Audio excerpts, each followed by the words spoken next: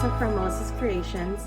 Thank you so much for joining me today for this special episode. We are hopping with the Creators Blog Hop this month, and our theme is floral. So I decided to break out the beautiful Bloom and Grow photopolymer stamp set along with the coordinating Stampin' Cut and Emboss dies, Budding Blooms dies. And these two items you can bundle together to save 10%. I love this stamp set. These phrases are just wonderful, and the stamps are so much fun to color in. And these little stamps here are great for backgrounds. So today, we're going to stamp this beautiful card. I'm going to change the sentiment, but I am going to keep everything else the same. I did stamp these onto vellum, and we're going to use our Stampin' blends to cut those out. And if you can tell, it's a mirrored image. So it is exactly the same position on the bottom as it is on the top. And to achieve the mirrored image look, it's really simple to use a vellum to get that look. So that's what we're going to do today. Let's get started. One of the first things you're going to do is stamp your floral image on your vellum. Now I'm using my Stamparatus because I want to get two of the stamps on this piece, and it's just really easy to get my placement and my alignment and stamp it really quickly. And it's important to use Memento because if you're using the blends, you need to use a water-based dye. So I can use this Memento with my alcohol inks. And I'm going to make sure that I give this a lot of time to dry, preferably overnight, unless you want to speed up the process with your heat tool, or maybe come back to it in a couple hours. But I'm going to go ahead and stamp these, and I do have some others prepared that I will be coloring. So I've mounted up my stamp onto my Stamparatus plate, and it is in position to stamp right here on my vellum. I have my vellum put down with my magnets. So I'm going to take that Memento and I'm going to ink up my stamp.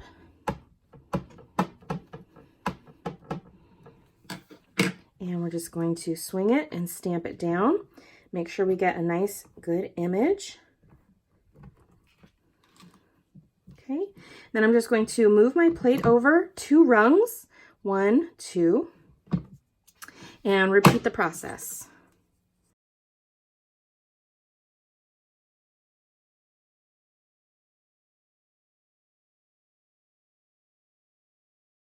So now I can let those dry, and once they're dry, I can color them in. Now I'm going to stamp my sentiment. I've cut a piece of Whisper White cardstock here that measures 1 1/4 by 5 inches, and that's perfect size for one of these sentiments. So I'm going to, since I already have my Memento out, I'm going to ink that up and stamp that down.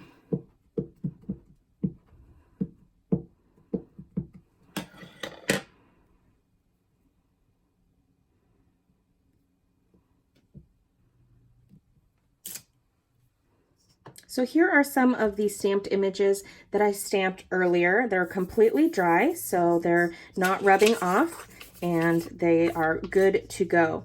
I'm going to color these in using my Stampin' blends. I'm just going to color in 2, and then I'll be cutting them out. So I have 4 packs of duos.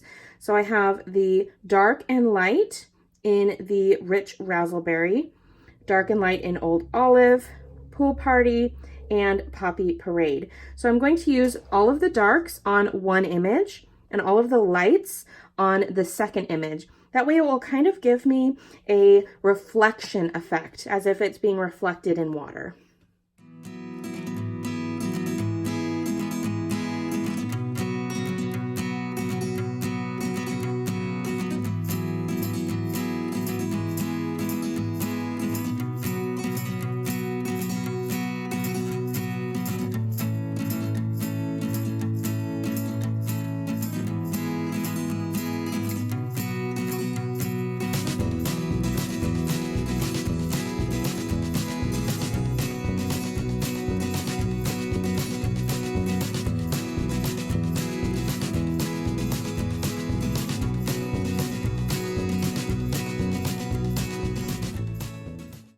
All right, now that I have those colored in, I'm going to cut them out with the coordinating die on the Big Shot.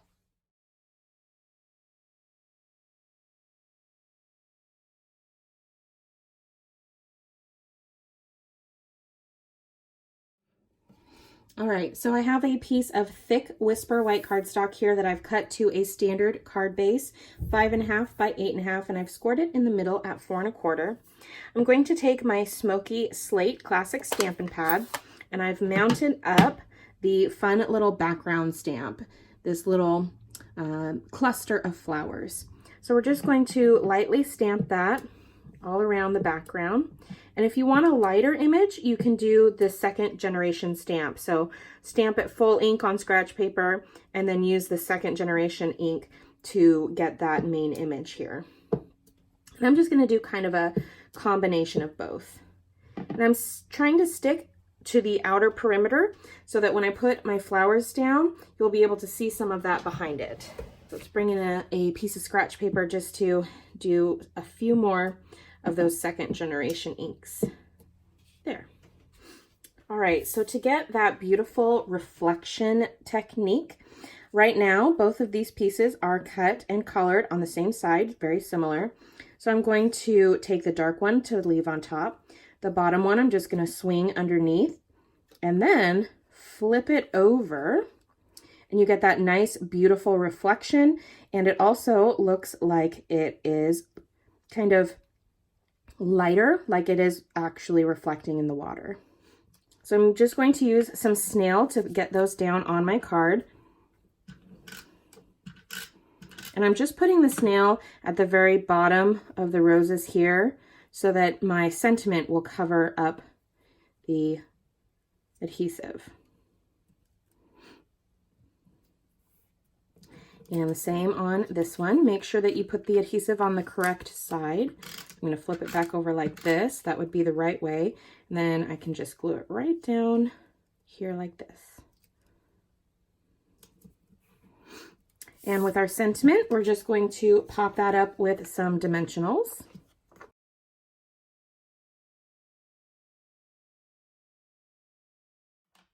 And last but not least, I have some of the old style rhinestones I still have to use up, so I'm going to sprinkle a few of those around. Thank you so much for joining me. Don't forget to click down in the description box below on the coordinating blog post link. That will take you to the blog post for this hop, and you can hop along to all of the other wonderfully talented demonstrators participating in this month's theme. And there we are, creators. There is our gorgeous card using the Bloom and Grow bundle for the Creators Blog Hop with the theme of floral.